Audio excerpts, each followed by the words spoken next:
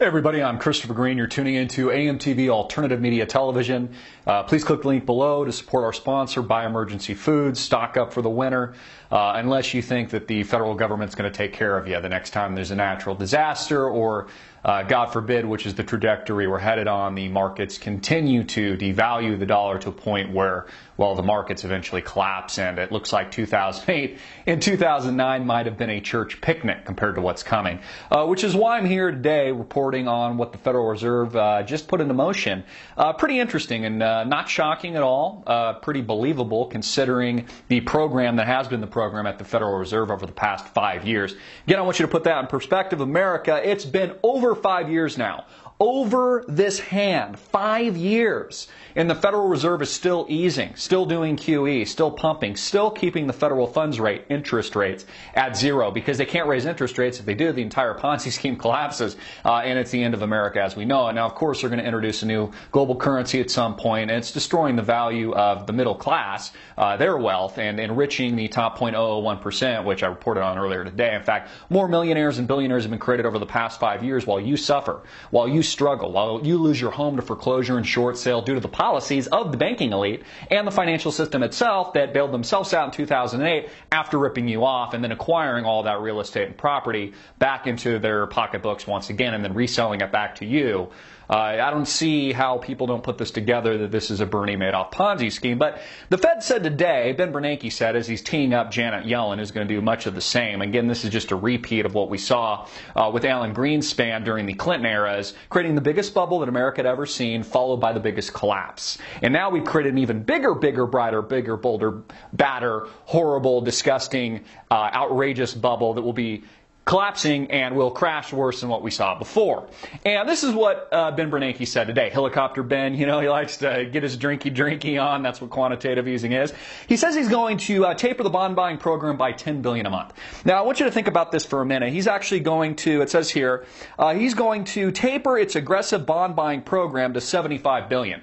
So instead of $85 billion a month, he's going to taper it to $75 billion. Now, this is the equivalent of alcoholics saying, you know what, instead of 2 bottles of whiskey a day and 14 beers, I'm going to take it down to 1 bottle of whiskey today and 10 beers because I think I've been drinking excessively, and so I want to address my alcoholism and my problem by only spending $75 billion a month versus $85 billion. And I'm still going to snort cocaine as I've been doing over the past few years, which is the Fed funds rate bringing it at zero. But this is going to somehow assure the markets that things are great. So markets are shooting up, and I just tweeted, sell the markets on this news. Sell the markets on this phony Bernanke taper. Now, of course, Bernanke's been doing this, the government's been doing this, the Federal Reserve, the Ponzi scheme itself has been doing this for over 5 years now.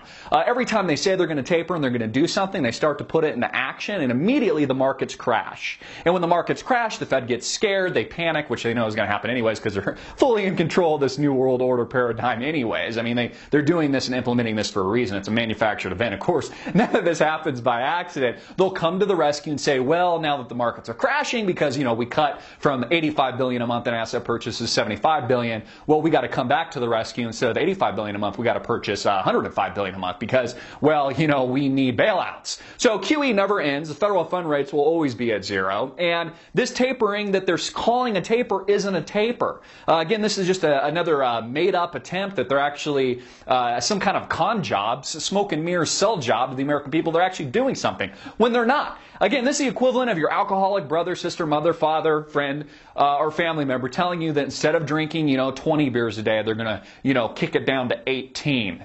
So nothing changes. The program's still the same. And this only assures global tensions. Now, of course, there's lots going on right now. I don't know if you've been keeping posted with the agitation that's been occurring in between China and Japan. There's been some war games going on between the two over the Diaoyu Islands. That's what the Chinese call it. The Senkaku, as I actually heard the Japanese call it, the Senkaku. That's how you say it, I guess, in English. The Senkaku Islands or the Diaoyu Islands for the Chinese. They're kind of warring right now, but really China is much more interested in the South China Sea than they are the Senkaku Islands themselves or the Diaoyu Islands, because there's a lot of oil in the South China Sea, and because they're, growing to become pretty much overtaking the world. I mean, they're more powerful or getting close to more powerful than the United States now that they're building their warships, and they have, a lot more submarines in Japan. Once they feign kind of this confrontation over here in the Senkaku Islands and the Diaoyus, they can take better control of the South China Sea. And,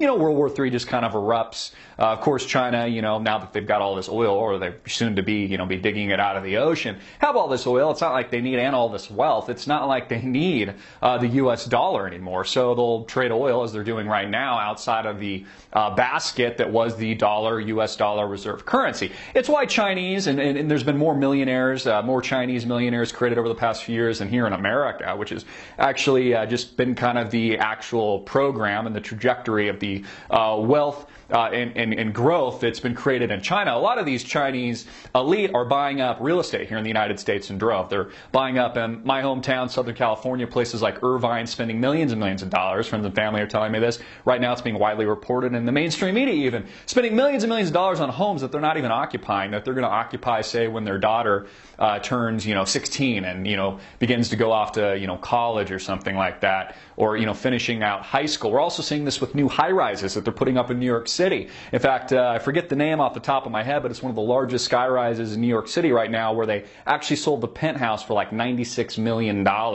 In Chinese, wealthy Chinese. Also, the Arab countries are buying up these pieces of property, spending, $8 million on a loft for their future children as a diversification method, and in a home, and in a piece of real estate that largely won't even be occupied most of the year. Isn't that interesting? How you got these big high-rises being built up, you've got the Federal Reserve pumping 0% interest rates, still drinking the Jack Daniels, and telling you that somehow things are getting better when they're not. The dollar is collapsing, inflation has fully taken root over the American people. The dollars in your pockets are losing value by the day. And this is assuring, again, not just that they're blowing up a much, much bigger bubble than what we saw in 2008. This assures the downfall, not just of the United States, but our economic system on a whole, which really is diseased at the very fundamental core. Whether or not you look at the U.S. debt, $17 trillion, and growing, you look at the corruption in Washington, or you look at the Wall Street whores that continue to prop up the Ponzi scheme, as long as they're able to get away with it. Now, if you and I tried to do any of this, of course, you'd be thrown in jail. You'd be Bernie Madoff to take it up the ass for a few more years, maybe the rest of your life. But these people can get away with anything they want because, again, they're the elite. And when everything burns and Rome collapses and goes to dust, they're already fully diversified globally. They've got 10 homes overseas. They have enough money, and they're actually in other currencies and other assets, which is exactly what you should be doing. You should have a prudent game plan and plan of attack to protect you and your family from not just what's coming, but is what is already occurring here in the United States. I suggest you use it as a time to prep. I suggest you use it as a time to prepare, whether or not it's food, it's guns, it's diversifying your portfolio across different currencies, different baskets, commodities, and even different countries. These are all things that you should be doing to prepare you and your family for the event that I believe will be probably the biggest event we've ever seen in history. Whether or not you want to call this World War III, you want to call it the apocalypse, you want to call it end days, it's all coming. And it's already here. I'm Christopher Green, hard-hitting in your face. Get this video out everywhere as usual. Make it viral. Thank you so much for the support. Peace.